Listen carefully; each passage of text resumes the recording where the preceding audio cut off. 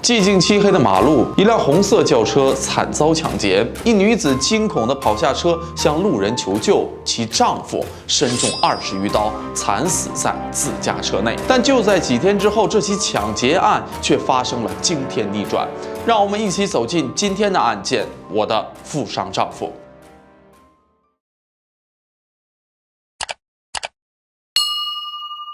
莫看江面平如镜，要看水底万丈深。欢迎来到解密日记，我是超人。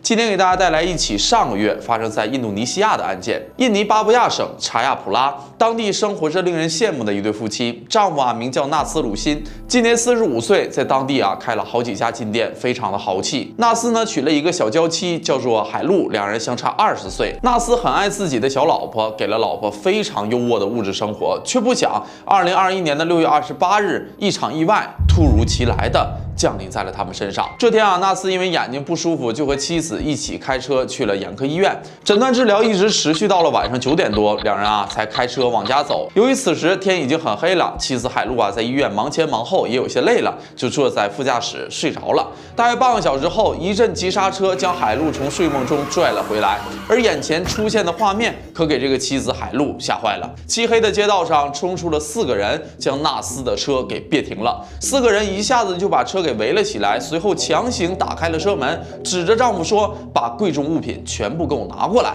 并顺势将刀架在了纳斯的脖子上。海露才25，哪见过这个场面呢？在副驾座位上一动也不敢动。丈夫纳斯则没有束手就擒，但在随后的反抗中被4个人给刺伤了，倒在了地上。4名劫匪随手抢走了海露手上的名牌包，便迅速的开车逃跑了。海露惊慌的跑下了车，站在漆黑的路上大喊：“我的丈夫！我的丈夫！我的丈夫被杀了！”好在不长时间就有一辆车在经过时停了下来，拨打了报警电话，并拿出手机录下了这样一段视频。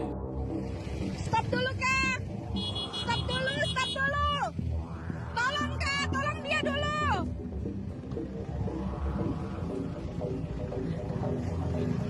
Sabar, saya sudah telepon polisi sabar ya. Kenapa? Astagfirullah, aduh, saya juga takut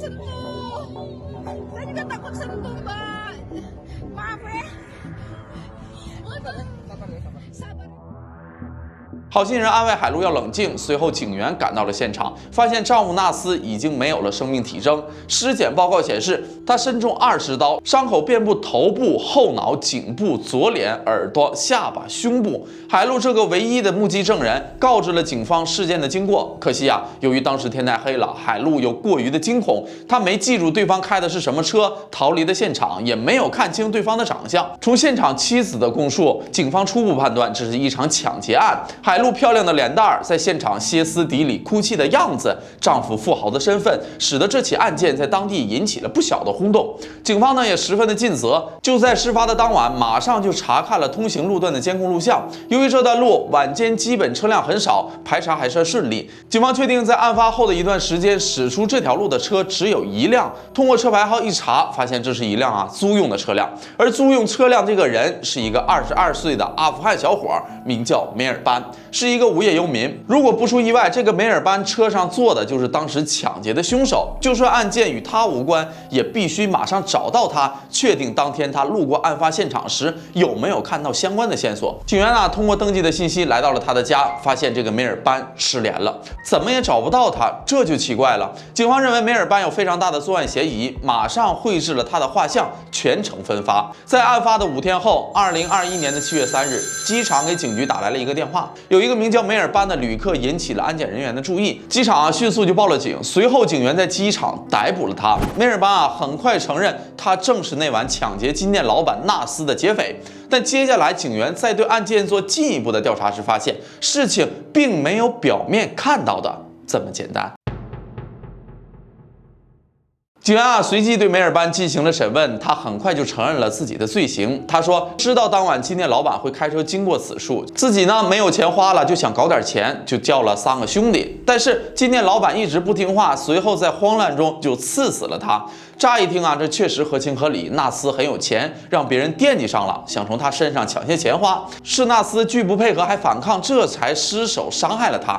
但梅尔班却怎么也说不清啊，自己的另外3个同伙是谁，现在正在什么地方，这就奇怪了。唯一的目击证人曾指证案发现场共有4名歹徒，但丝毫没有其他3人的一点踪迹。此时，一位细心的警员观察到了梅尔班手臂上的一个纹身，上面刻着“你现在是我的，我从不让你走 VLH”。你说巧不巧？这个 VLH 正是纳斯妻子海璐的名字缩写，这立即引起了警员的注意。警员隐隐察觉到这个案件并不像表面看到的这样简单，这里面一定是另有隐情。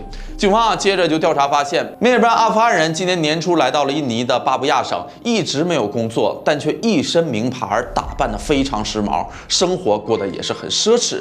他的钱都是从哪来的呢？警方此时已经能够确认，当晚实施抢劫时只有梅尔班一人作案，是他刺伤了纳斯。那么海璐为什么说是有4个人呢？难道海璐一直在说谎吗？他说谎的目的又是什么呢？警员觉得海璐一定是有所隐瞒。随后在纳斯的葬礼上逮捕了正在伤心哭泣的海璐，一时间民众都把焦点转移到了金店老板娘身上。就在前几天，大家还在纷纷同情这个痛失丈夫的可怜女人，大家还能依稀记得她歇斯底里的哭泣，在路边无助的寻求帮助。仅仅几天过去，案件就发生了惊天的逆转。在审讯中，警员问海璐：“你认识梅尔班吗？”海璐说：“我不认识。”警员接着问：“案发时你说现场一共4个人，但事实证明案发时只有1个人，正是梅尔班，你为什么说谎？”梅尔班已经向警方坦白了一切，他胳膊上的纹身也已经说明了一切。海璐开始沉默，精神防线逐渐的崩溃，然后就告诉了警方，这一切都是一场精心策划好的谋杀。梅尔班呢，早在今年1月刚来到印尼时就结识了海璐，海璐啊被眼前这个小3岁、长相英俊的梅尔班吸引了。2人呢一来二往，就发生了不该发生的事情。梅尔班呢也不用工作了，因为有一个有钱的富婆养着他。海璐啊把纳斯给他的钱都花在了梅尔班身上。梅尔班在老家还有妻子和孩子，但为了表示对海璐的忠心和爱意，在手臂上刻上了对海璐爱慕的语言，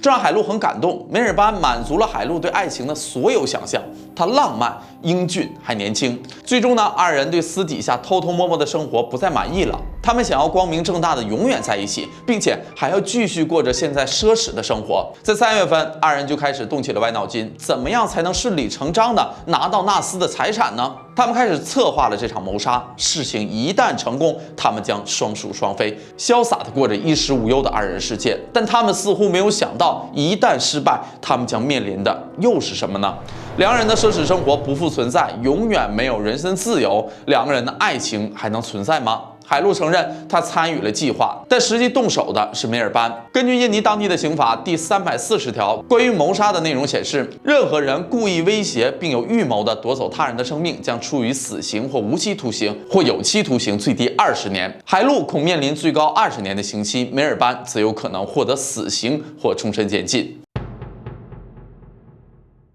短短几天时间，案件发生了如此多的逆转，所有民众啊纷纷为纳斯鸣不平。而纳斯的父母知道儿子遇害后，本就非常伤心，在得知妻子海璐竟在幕后精心策划了这一切后，由悲伤转为了愤怒。他们2人结婚多年，纳斯一直让海璐过着贵妇一般的生活，他们全家都非常的后悔。其实一开始，全家都是反对纳斯与海璐结婚的，不仅是因为他们年龄差距悬殊，更主要的原因是他们根本就不是一路人。海璐是一个无家可归的孩子，母亲带着他来到纳斯家当女佣，纳斯对海璐一见钟情，2个人就相爱了。纳斯不顾家人的反对，坚持与海璐结婚。他对海璐非常好啊，给他最奢侈的生活，供他读书，尽量满足他的所有要求，还曾花费巨资给他整容、买车，让海璐做了数千万的面部护理。但海璐呢，却经常欺骗纳斯，他不止1次婚内出轨，还曾被纳斯发现过。但纳斯实在是太爱海璐了，每次都选择了原谅。他认为妻子只是年轻才会犯错，但却没料到自己再三忍让疼惜的妻子却越来越过分，不知感恩，反而变得更加贪婪，竟为了财产和小鲜肉要了自己的命。感情靠的是彼此珍惜，凭的是一起经营，掏心掏肺对一个人好，没想到最后竟是竹篮打水一场空。可怜纳斯万贯家财，娶了年轻貌美的小媳妇儿，到最后竟是自己的索命之人。感情靠的是彼此珍惜，凭的是一起经营，掏心掏肺对一个人好，没想到最后竟是竹篮打水一场空。可怜纳斯万贯家财，娶了年轻貌美的小媳妇儿，到最后竟是自己的索命之人。